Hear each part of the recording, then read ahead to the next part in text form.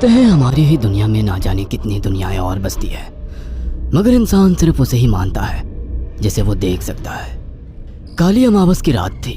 चारों ओर सिवाय हवाएं और शोर के अलावा कुछ भी नहीं था। राजन को आज घर लौटने में देर हो गई थी। रात के सन्नाटे को वो अपनी साइकिल से चीरता हुआ चला जा रहा था। वो गांव की नदी तक पहुंचा ही था कि तभी उसे नदी के पास एक काला साया दिखाई दिया जो नदी के किनारे पानी को घूरे जा रहा था। इतनी रात को नदी के पास देखकर राजन के ना जाने क्यों रोंगटे खड़े हो गए। उसे ऐसा महसूस हुआ मानो उसके पैर साइकिल के पैडल पर जम गए हो।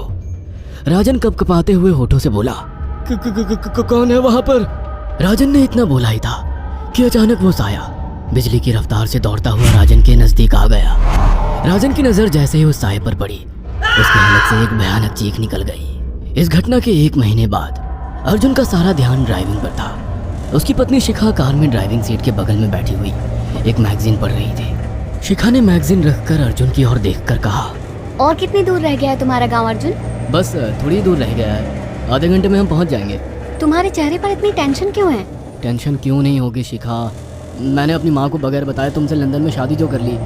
पता नहीं माँ तुम्हें देखकर कैसे रिएक्ट करेगी। डोंट वरी अर्जुन, मुझ पर भरोसा रखो। तुम्हारी माँ को मनाने की जिम्मेदारी मेरी है। आई होप शिखा ऐसा ही हो। यकीन मानो अगर ऐसा हुआ ना तो मेरे ऊपर से एक बहुत बड़ा बोझ उतर जाएगा। अब मुस्कुरा भी दो यार। अच्छा, तुम बता रहे थे कि गांव में तुम्हारी बहुत बड़ी हवेली बनी हुई है। कुछ बताओ ना अपनी हवेली के बारे में। अरे 15 मिनट में हम वैसे भी पहुंचने वाले हैं, तुम खुद देख लेना। कुछ ही देर में अर्जुन अपने गांव वीरपुर अपनी हवेली में खड़ा हुआ था। अर्जुन की माँ अर्चना देवी अर्जुन के स्वागत के लिए हवेली के बाहर खड़ी हुई थी। अर्जुन ने दौड़कर अपनी माँ के पैर छुए और डरते हुए बोला, ये शिखा है माँ, मेरी पत्नी। हम दोनों ने लंदन में शादी कर ली। अर्जुन की बात सुनकर अर्चना देवी मुस्कुराकर बोली, कोई बात नहीं बेटा, एक ना एक दिन तो तुझे शादी करनी ही थी। इतना बोलकर अर्चना ने अपनी बहू को गले लगा लिया और वो अंदर आने का इशारा करती हुई वहां से चली गई। अर्जुन को अपनी माँ का ये बिहेवियर देखकर बहुत ज्यादा हैरत हुई। उसे उसकी माँ इस बार बहुत बदली हुई सी लगी। अर्जुन पूरे 10 साल बाद लंदन से आया था। अर्जुन उन्हीं ख्यालों में खोया हुआ था कि उसके कानों में उसकी पत्नी शिखा की आवाज टकराई। अब क्या बाहर ही खड़े रहने का इरादा है क्या? अंदर नहीं चलोगे? कौन से ख्यालों में गुम हो गए? मुझे लगा था माँ को मेरी शादी के बारे में जानकर बुरा लगेगा, मगर माँ को तो जैसे कोई फर्क ही नहीं पड़ा। अजीब आदमी हो, ये तो अच्छी बात है। मुझे मेहनत करने की जरूरत ही नहीं पड़ी। चलो अब अंदर भी चलो। अर्जुन और शिखा अंदर की ओर चले गए। अर्जुन ने देखा कि उसकी हवेली में सन्नाटा पसरा हुआ था। उसे याद था कि उसकी हवेली में बहुत सारे नौकर चाकर हुआ करते थे। डाइनिंग टेबल पर डिनर के दौरान अर्जुन अपनी माँ से जो बोला वो सुन उसकी पत्नी शिखा और रहस्यमय अंदाज में मुस्कुराकर लगातार देखे जा रही थी। माँ, हवेली के सारे नौकर कहाँ गए? मैंने सबको छुट्टी दे दी बेटा। लेकिन क्यों माँ, तुम्हें तो काम करने में बहुत ज्यादा तकलीफ होती होगी। नहीं बेटा, मुझे कोई तकलीफ नहीं होती। कुछ वक्त से मुझे सुकून और सन्नाटा अच्छा लगता है। अर्जुन इससे पहले अपनी माँ से कुछ कहता कि उसकी माँ ने उसे बोलने से रोक दिया। अर्जुन चुपचाप खाना खाने लगा। खाने के बाद अर्जुन और शिखा बेडरूम में चले गए। अर्जुन बेड पर सोच में लेटा हुआ था कि अचानक शिखा अर्जुन से लिपट गई और वासना का तूफान अपने चरम पर पहुंच गया था। अचानक शिखा को दरवाजे पर 2 लाल लाल आंखें दिखाई दिए। उसे ऐसा लगा जैसे कि कोई उसे देख रहा हो। शिखा ने तुरंत बेड से उठकर अपने कपड़े पहन लिए। क्या हुआ शिखा? अर्जुन, मुझे ऐसा लगा जैसे कोई हम दोनों को देख रहा हो। पागल हो गई हो क्या? हवेली में सन्नाटा पसरा हुआ है, एक भी नौकर चाकर नहीं है। तुम्हें वहम हुआ होगा। तुमने तो सारा मूड खराब कर दिया शिखा, अब सो जाओ। उस रात अर्जुन तो गहरी नींद में सो गया, मगर शिखा की आंखों से नींद कोसों दूर थी। अगली सुबह शिखा जल्दी उठकर किचन की ओर चली गई, मगर उसने देखा कि उसकी सास अर्चना नाश्ता तैयार कर चुकी थी। माँ, आपने तकलीफ क्यों की? मुझे बुला लेती आप। शिखा की बात सुनकर उसकी सास अजीब से अंदाज में शिखा की ओर देखने लगी। उनके देखने के अंदाज में पता नहीं ऐसा क्या था कि शिखा को अपने रोंगटे खड़े होते हुए महसूस हुए। अर्चना धीरे धीरे करीब कदमों से शिखा के करीब आकर बोली, कोई बात नहीं बेटी, तुम्हें अब यहीं रहना है। तुम सिर्फ मेरे बेटे के साथ प्यार से रहो और जल्दी से मुझे एक पोता दे दो। काम की चिंता मत करो, वो सब मैं कर लूंगी। कुछ ही दिनों के बाद अर्चना गर्भवती हो गई। उसे हवेली में रहते हुए 6 महीने से ज्यादा वक्त हो चुका था और इन 6 महीनों में उसने नोट किया कि जब से वो गर्भवती हुई है उसकी सास अचानक से आकर उसके पेट पर हाथ फेरने लगती और अजीब से अंदाज में उसके पेट को घूरने लगती। शिखा ने तंग आकर अर्जुन से कहा, अर्जुन, मुझे तुम्हारी माँ का बिहेवियर बड़ा अजीब लगता है। तुम्हारी माँ जब देखो मेरे पेट पर आकर हाथ फेरती रहती है। अरे माँ को अपने पोते के आने का बेसब्री से इंतजार है शिखा, इसमें अजीब लगने वाली क्या बात है? मैं तुम्हें कैसे समझाऊं? मैंने माँ की आंखों में एक अजीब सी चमक देखी है।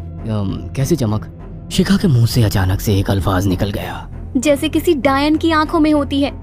शिखा की बात सुनकर अर्जुन का गुस्सा 7वें आसमान पर पहुंच गया। वह गुस्से से चीखते हुए बोला, खबरदार शिखा, आगे एक शब्द मेरी माँ के खिलाफ मत निकालना, नहीं तो मुझसे बुरा कोई नहीं होगा। तुम्हें शर्म आनी चाहिए शिखा। जब से तुम यहाँ पर आई हो तब से मेरी माँ तुम्हारी कितनी चिंता करती है। वह तुम्हें समय से खुद नाश्ता बनाकर देती है, खाना देती है, यहाँ तक कि हवेली की साफ सफाई भी वो अकेली करती है। क्या बोलूं अब तुमसे, शर्म आती है मुझे तुम्हें अपनी पत्नी कहते हुए। इतना कहकर अर्जुन गुस्से से कमरे से निकल गया। शिखा अर्जुन से बहुत कुछ कहना चाहती थी मगर कह नहीं पाई। उसने महसूस किया था कि चाहे कितनी भी तेज आंधी और तूफान आए मगर हवेली के अंदर धूल की एक परत तक नहीं जमती थी और दिन ब दिन अर्चना के चेहरे की झुर्रियां कम होती जा रही थी। ऐसा लगता था मानो वो जवान हो रही हो। शिखा के अब 9 महीने कंप्लीट हो चुके थे और एक रात अचानक उसे प्रेगनेंसी पेन होने लगी। वो दर्द से तड़पने लगी। ये देखकर अर्जुन घबरा गया।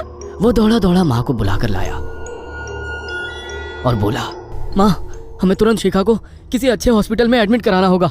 अर्जुन ने देखा कि उसकी माँ ने उसकी बात को सुना ही नहीं। वो तो बस शिखा के गर्भ की ओर आंखें फाड़ फाड़ कर देखी जा रही थी। अर्जुन एक बार चिल्लाकर कहा, माँ, हमें शिखा को इसी वक्त हॉस्पिटल में एडमिट कराना होगा।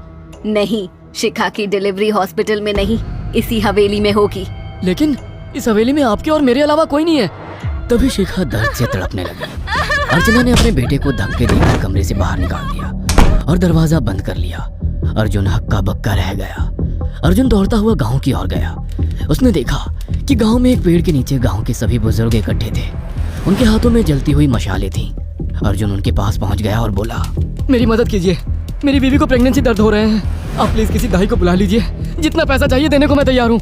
तभी उसके कानों में गांव के सरपंच की आवाज टकराई, बेवकूफ लड़के, तू अपनी बीवी को एक डायन के यहाँ पर मरने के लिए छोड़ आया। क्या कहना चाहते हैं आप? आप जानते हैं आप क्या कह रहे हैं? वही जो तू सुन रहा है, तेरी माँ एक डायन है।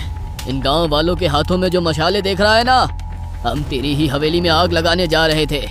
तेरी माँ ने इस गांव में ना जाने कितने नौजवानों को मार कर खाया है।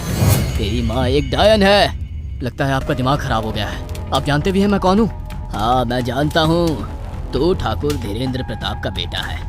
तेरे पिता को शक हो गया था कि तेरी माँ एक डायन है, इसीलिए उन्होंने तुझे हमेशा उससे दूर रखा। पहले तेरी माँ ने तेरे पिता को मारा और धीरे धीरे करके वह हवेली के सारे नौकरों को मार कर खा गई और फिर गांव वालों को भी मारने लगी। और अब तो तेरे होने वाले बच्चे को खाएगी, क्योंकि डायन को नवजात शिशु का मांस खाना बहुत पसंद होता है। अगर मेरी बात पर यकीन नहीं है तो चलकर मेरे साथ तो खुद अपनी आंखों से देख ले। इतना कहकर सरपंच अर्जुन को लेकर हवेली की ओर चल पड़ा। उसके पीछे कई लोग थे जो जलती मशाले पकड़े हुए थे। हवेली के अंदर घुसकर उन्होंने उस कमरे के दरवाजे को तोड़ दिया जहाँ पर शिखा थी। कमरे का मंजर देखकर अर्जुन के रोंगटे खड़े हो गए। उसने देखा कि उसकी माँ एक बेहद भयानक रूप में उसके बच्चे का मांस खा रही थी और उसकी पत्नी शिखा फर्श पर मरी हुई पड़ी थी और पूरा फर्श खून से लाल था। अर्जुन को अपनी आंखों पर यकीन नहीं आ रहा था कि तभी उसकी माँ उसके ऊपर झपटी। सरपंच ने चीखकर कहा, अरे इस डायन को आग लगा दो, जिंदा जला दो इसे और साथ ही साथ इस हवेली को भी। सभी लोगों ने जलती हुई मशालें डायन के ऊपर फेंक दी। देखते ही देखते डायन दर्द से चीखने और चिल्लाने लगी और कुछ ही देर में वो जलकर राख हो गई। हवेली में आग लगते ही सभी लोग अर्जुन को खींचकर बाहर ले आए। अगले दिन अर्जुन अपनी पत्नी की यादें साथ लेकर आंखों में आंसू लिए दोबारा लंदन वापस चला गया।